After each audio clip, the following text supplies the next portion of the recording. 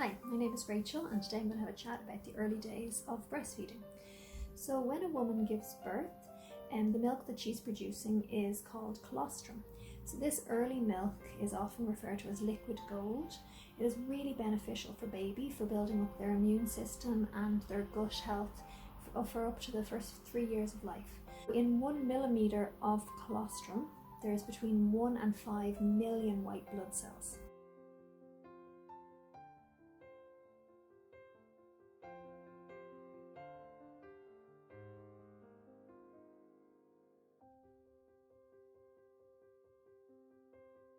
Over the first 3 to 5 days, that colostrum changes gradually to a more mature milk.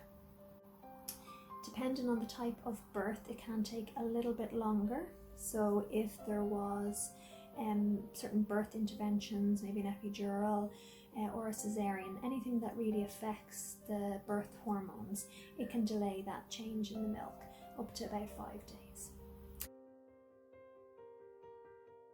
Straight after birth, baby is usually quite alert for the first hour to 2 hours, and this is a lovely time to help with the bonding and also to initiate breastfeeding. After that, baby can be quite tired, so they're usually very tired from labour, the same as the woman, and for the next 24 hours or so, baby will be quite sleepy and quite tired. And as much as possible, if the woman can sleep at the same time as baby is sleeping, that'll be really beneficial, because after that initial 24 hours, baby will at some stage wake up, and when they wake up properly, they'll realise that they're hungry and they've never experienced hunger. They can also be quite overwhelmed by all the new sights and smells and sounds, and a little bit confused by it all.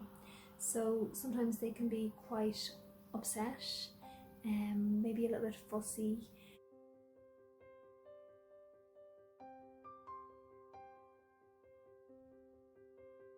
But knowing this can really change that. So knowing to expect it and knowing that the reason baby is a little bit upset is because they've come out of their perfect environment and they are just getting used to being on the outside of the womb. And things that we can do to help at this time is to keep baby on the mom's chest, skin to skin. And so as much as possible, have baby skin to skin with mom, maybe a little nappy on. This can really provide baby with lots of comfort, because being skin to skin can help regulate baby's temperature, regulate their breathing and their heart rate and their blood sugars.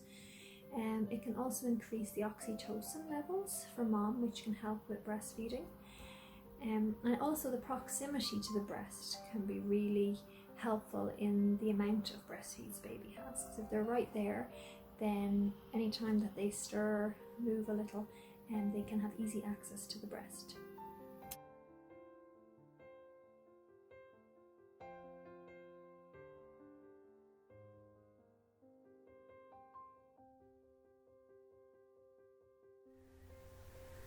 Babies show us signs that they are hungry through their feeding cues.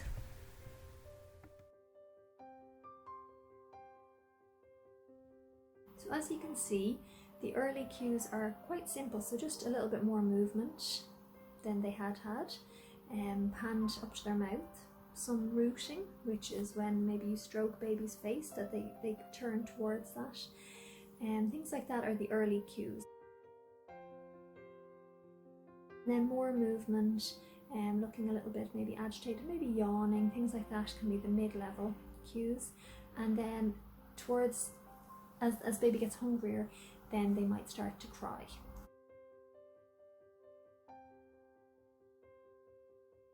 So crying is a late cue for hunger, and we want to try and get baby onto the breast before they reach that stage. Because if baby is crying, what that means is we're going to have to try and calm baby down so that they can get onto the breast. And this could take maybe 5 minutes. And in that time, baby is using up a lot of energy and calories crying. And what's going to happen then is they might fall asleep then quite quickly once they do calm down and start to feed. So they might not get a full feed. and also they're using the calories that really should go into feeding and to growing them. So the earlier we can get baby on to the breast will allow for a calmer feed, a more efficient feed. And also in the early days, mom and baby are learning how to breastfeed. It is something that is instinctual, but also there's a bit of a learning curve.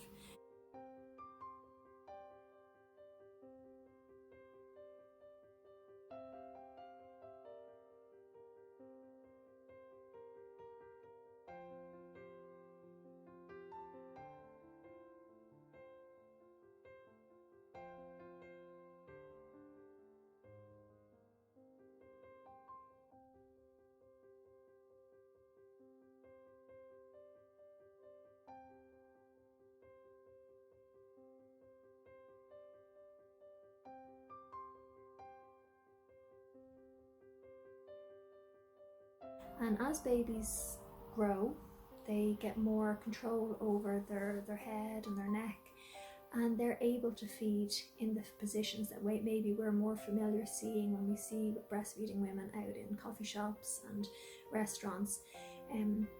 But in the early days, babies don't have all that control. So what we can do is use the starter positions.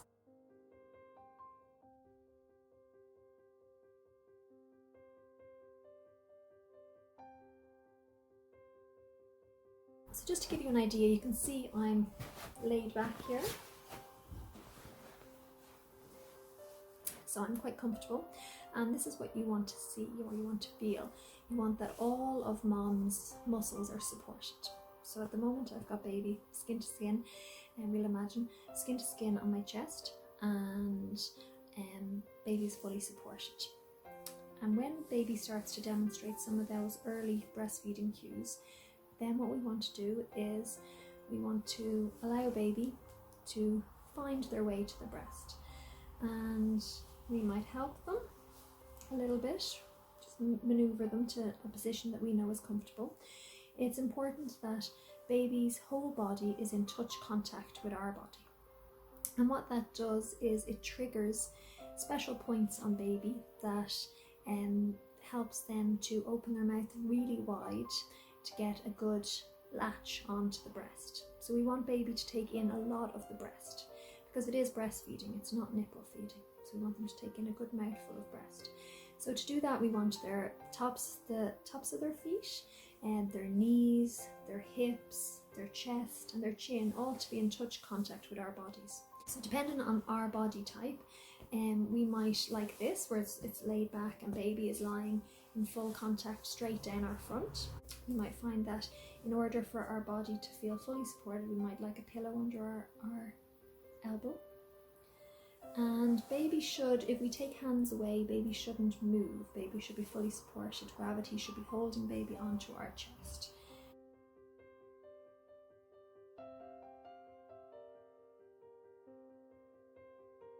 So you might prefer to have baby, again, in full touch contact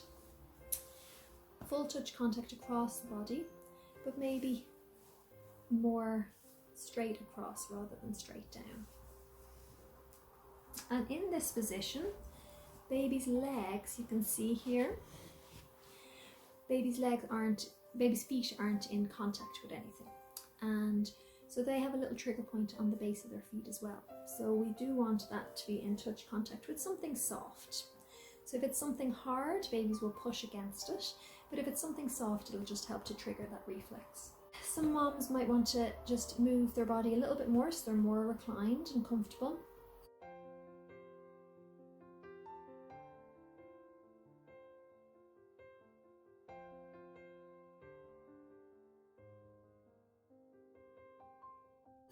What you want is that you can be in the sitting position for quite a while, but you could be feeding on and off for an hour or two, and that you're fully supported and baby is fully supported by your body.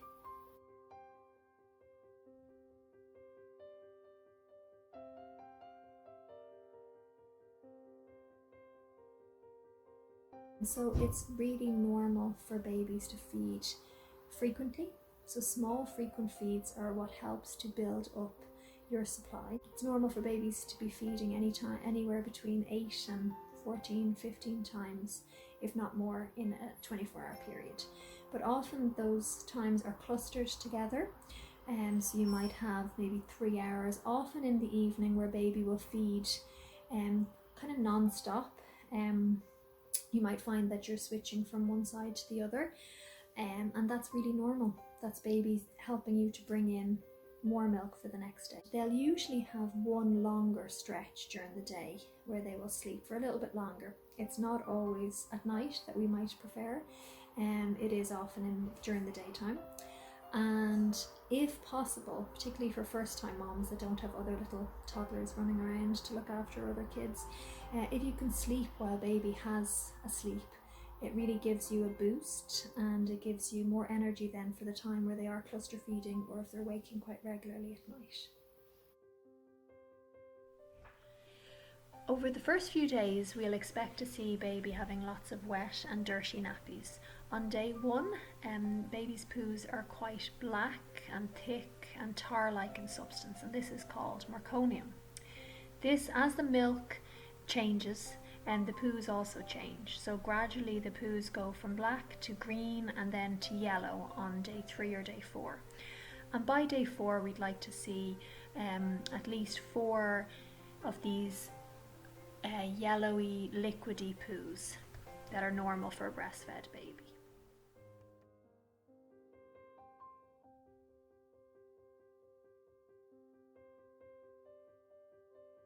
So some women do find when the milk starts to flow, they get quite a strong letdown, and they can really feel that. It might feel quite tingly, but once that passes and once baby starts actively feeding, and then in between feeds, there shouldn't be any pain. And if there is, or if you notice damage on the nipples, it's really important to get in touch with a breastfeeding counsellor, a leishly leader, or a lactation consultant. So in the hospital you'll have access to a lactation consultant, or then a private lactation consultant. A lot of them are doing video calls at the moment. So at any stage, if you feel that something doesn't feel right, or you have any pain, or you just would like to check in with someone, it's a great idea to chat to a breastfeeding counsellor. And then they will give you an indication as well if they feel that you need a bit more specialised help from a lactation consultant.